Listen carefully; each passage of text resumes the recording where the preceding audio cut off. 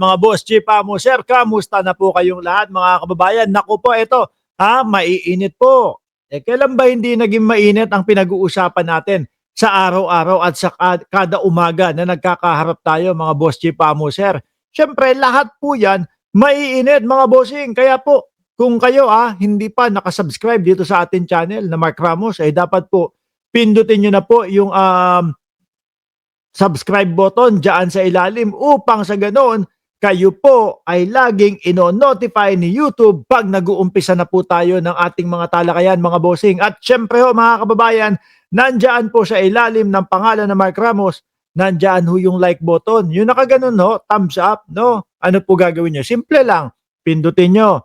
Tapos i-komento ninyo kung pang ilan yung inyong like upang sa ganoon madaanan natin ng shoutout ang inyong mga pangalan dyan sa comment section. Mabilis ang shoutout muna tayo. Doon sa mga kanina pa po nag-aantay dito, nandiyan po si Aurelia Adena, si Vaida Pagtakhan from Edmonton, Alberta, Canada. It's my birthday po. Ano pangalan niya? Vaida Pagtakhan. Happy birthday po sa inyo. Mabuhay po kayo hanggang gusto nyo.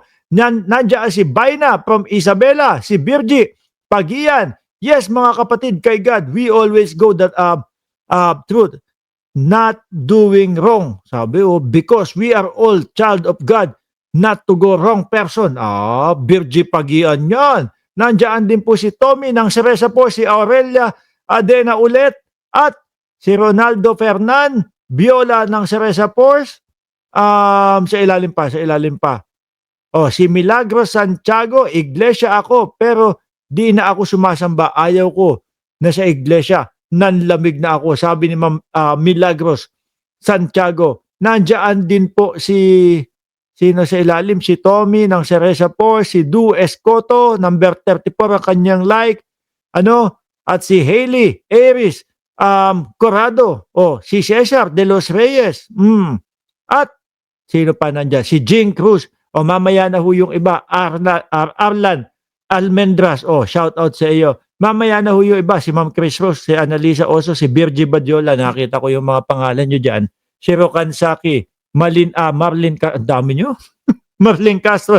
At syempre mga kababayan, mamaya po mapapanood nyo, alas 12 ng katanghalian, si pangalan nito, si Boss Nyolo, dyan po sa Birahan PH, no? At ako naman po, mapapanood nyo naman po ako alas 9 ng gabi dyan sa Birahan PH. Kaya wag nyo pong kalimutan na mag-subscribe dyan. Bakit to? Magsa-10,000 na yan eh. Biruin mo, kalahating buwan pa lang ho tayo ume-ere pero aabot na ng 10,000 ho, mga boss Chipamo sir, yung mga subscriber natin dyan. Maraming salamat po sa inyong pagsuporta dito po sa aming mga channel. Alaga, 143, shoutout sa iyo. At Rita Rojas, puro shoutout na lang. Hindi, umpisahan na po natin mga bossing. Si Inday Sara Duterte, ginulpe. Ginulpi ho mga bossing. Bugbog, bugbog. No, para kilala nyo ba si Aberna? Iberna, bugbog. Babugbog ako, Iberna. Pero hindi naman po yung mismong Inday Sara Duterte, mga kababayan. Syempre, ang napagdiskitahan po. Akala ko ba ang Cebu is mga Duterte yan? Akala ko ba mga DDS ang Cebu? Bakit nagagalit? Yan po mga kababayan, sa ibabaw po ng video na yan, meron pong nakalagay kung saan po yung lugar na pinagdarausan habang binubuksing po si Inday Sara Duterte. Ayan yung kanyang litrato sa Cebu po. No? Tingnan nyo ginagawa ni ate sa galit. Ayun may pangalan sa ibabaw. Sara at kamuka ng ating Vice Presidente. Akala ko okay ang mga Cebu kay BP Sara. Parang hindi. Galit ho sila.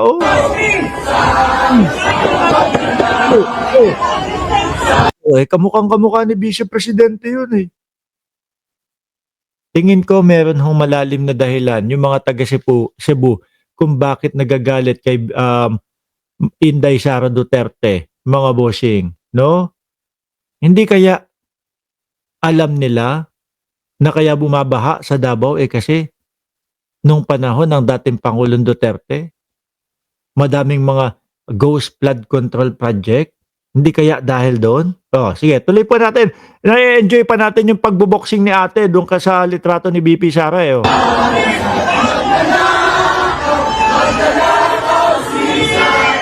Kinantahan pa. Sara, Sara, magnanakaw.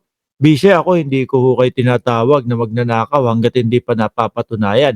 Kaya lang po, syempre, Vice Presidente, hanggang ngayon ho, nasa isip ko, nilustay kaya talaga ng Vice Presidente yung mga kaperahan, lalo na doon sa confidential funds. Alam nyo ho, Vice Presidente, ano, kahit na po hindi pa tapos yung paghusga sa inyo, nananatili lang po sa isip ko na mukhang nalustay niyo po talaga kasi hindi niyo maipaliwanag na maayos eh. 'Di ba?